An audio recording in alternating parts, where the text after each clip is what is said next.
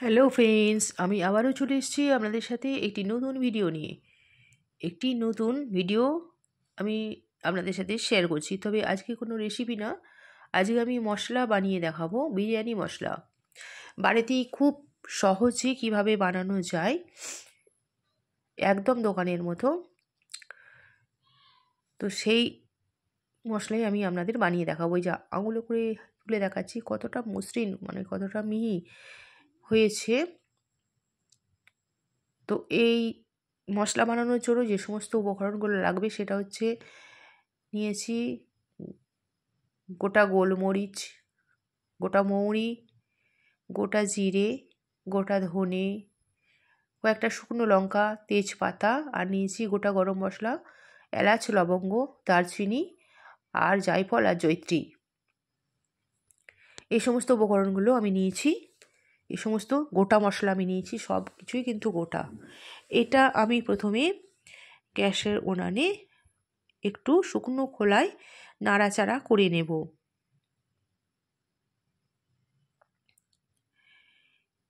গোটা মশলা দিয়ে খুব সহজে বাড়িতে আমি একদম বিরিয়ানির মশলা বা যে কোনো তরকারিতে আপনারা এই মশলাটা ব্যবহার করতে পারবেন। খেতে হবে কিন্তু খুব সুস্বাদু।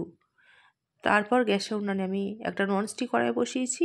এই সময় গ্যাসের আঁচটা একদম লো করে দিয়েছি। সমস্ত মশলাগুলো একসাথে কড়াইয়ে দিয়ে দিলাম। দিয়ে এবার আমাকে সমানে কিন্তু নাড়াচাড়া করতে হবে, কন্টিনিউ কিন্তু নাড়তে থাকতে হবে। নাড়া কিন্তু বন্ধ করলে চলবে না, তাহলে কিন্তু পুড়ে যাওয়ার সম্ভাবনা আছে। সমস্ত মশলাগুলো এবার আমি খুন্তি দিয়ে নাড়াচাড়া করছি।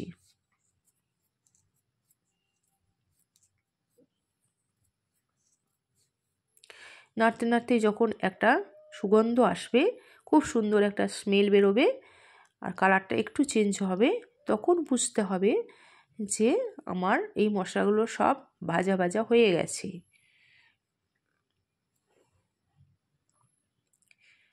একদম আমি ফ্লেমটা, মানে গ্যাসের আঁচটা একদম কমিয়ে দিয়েছি। দেখতে পাচ্ছেন খুব আস্তে আস্তে করে কিন্তু আমি নাড়াচাড়া করছি।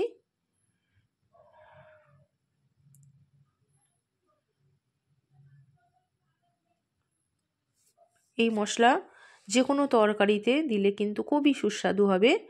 এতে বিরিয়ানিও খুব ভালোভাবে, মানে বিরিয়ানিতে দিলে এটা খুবই টেস্টি হবে।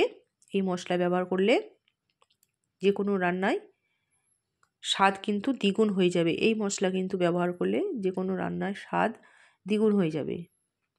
দেখতে পাচ্ছেন ভাজতে ভাজতে কালারটা চেঞ্জ হয়ে গেছে, আর যে ধোঁয়া উঠছে, তার মানে গোটা মশলাগুলো আমার ভাজা কিন্তু রেডি হয়ে গেছে। বেশি কিন্তু ভাজা যাবে না, বেশি ভাজলে কিন্তু পুড়ে যাবে এবং কালারটাও কিন্তু অনেকটা দেখতেও খারাপ লাগবে। আর এর যে সুগন্ধ যেটা থাকবে আছে, বেশি ভাজলে কিন্তু সুগন্ধটা নষ্ট হয়ে যাবে। একদম যখন হালকা হালকা ফুটে উঠবে, এগুলো গোটা মশলা একটু একটু ফুটবে, সামান্য সামান্য যখনই ফুটবে, আর এই যে সামান্য সামান্য ধোঁয়া বেরোবে আর খুব সুন্দর একটা স্মেল বেরোবে, তখনই বুঝতে হবে আমার মশলাগুলো অলরেডি ভাজা হয়ে গেছে। এবার আমি নামিয়ে নেব গ্যাসের উনান থেকে। গ্যাসের আঁচটা বন্ধ করে দিয়ে আমি নামিয়ে নিলাম একটা থালাতে। এটা ট্রান্সফার করে নিলাম, মশলাগুলো সব ঢেলে নিলাম। নেওয়ার পর এই মশলাটা, গোটা মশলাগুলো কিছুক্ষণ রেস্টে রেখে দেবো, মানে ঠান্ডা করে নেব। 10 মিনিট মতো রেখে দিয়েছিলাম। এখন তো শীতকাল, তাড়াতাড়ি একটু ঠান্ডা হয়ে যাচ্ছে। তো তারপর আমি এই মশলাটা মিক্সিতে মিহি করে পেস্ট করে নেব, গুঁড়িয়ে নেব। ডাস্ট হবে এটা, যেহেতু এটা গোটা গরম মশলা আছে। যখন আমি এটাকে গুঁড়াবো, মানে গুঁড়িয়ে নেব, একদম ডাস্ট পাউডার হয়ে যাবে। একবারে সবটা আমার ধরবে না সব মশলাগুলো, তো দুবার করে আমি ডাস্ট করে নেব।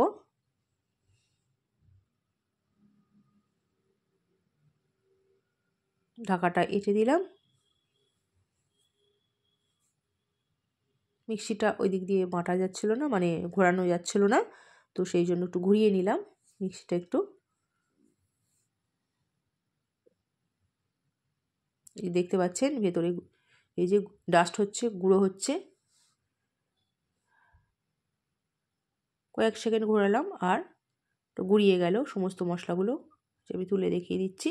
এবার একটা পাত্রে ঢেলে নিলাম। প্রথমে কিছু মশলা আমার গুঁড়ো করা হয়ে গেল, আরও যে কটা বাকি আছে সেটাও করে নেব ওই একইভাবে।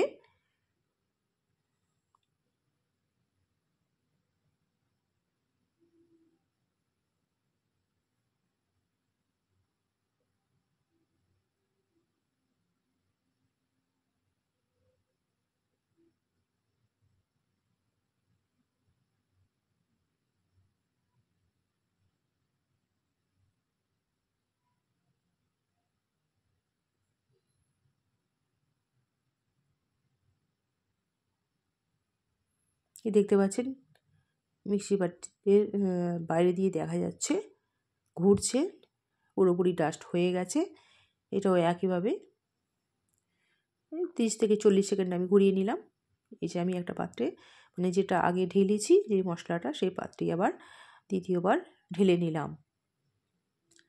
এবার কি করব, এই মশলাগুলো আমি একটু চেলে নেব।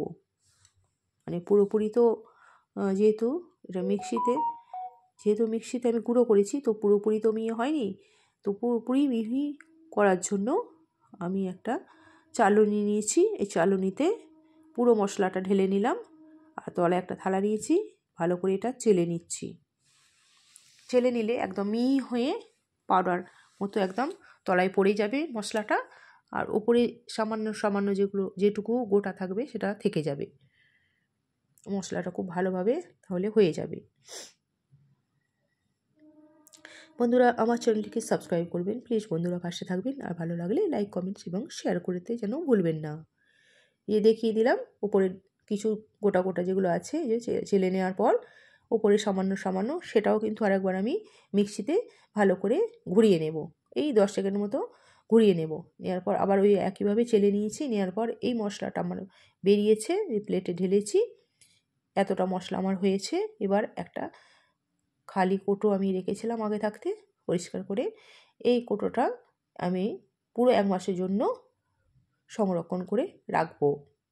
আমি মশলা এইভাবেই ব্যবহার করি। যখনই আমার মশলা ফুরিয়ে যায়, এই মশলা আমি বাড়িতে তৈরি করে নিই এবং 1 মাসের জন্য একদম আমি পুরো সংরক্ষণ করে রাখি, কেননা সমস্ত তরকারিতে আমি দিতে পারবো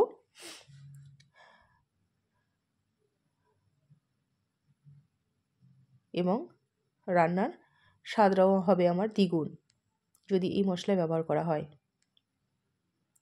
তো আমি আপনাদের খুব সুন্দর একটা মশলার বানানোর পদ্ধতি আপনাদের সাথে আমি শেয়ার করলাম। এটা বাজারে কিনতে গেলে কিন্তু অনেক দাম পড়ে যাবে। তো গোটা মশলা কিনে এনে আমি বাড়িতে একদম কিভাবে ডাস্ট মশলা মানে পাউডার করা যায় সেটাই আমি দেখিয়ে দিলাম। আজ আসি বন্ধুরা, সকলে ভালো থাকবেন, সুস্থ থাকবেন। আপনাদের সাথে দেখা হচ্ছে অন্য কোনো ভিডিওতে।